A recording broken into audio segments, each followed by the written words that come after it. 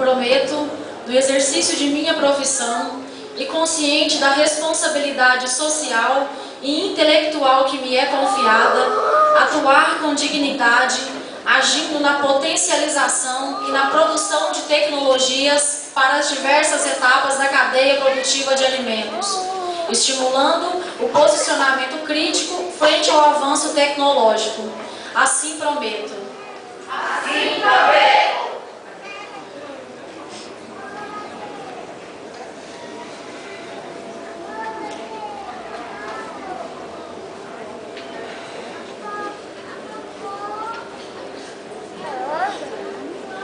Prometo, no exercício da profissão de tecnólogo em logística, otimizar processos de produção, dimensionar sistemas de distribuição e armazenagem de forma econômica e segura, tendo como base conhecimento da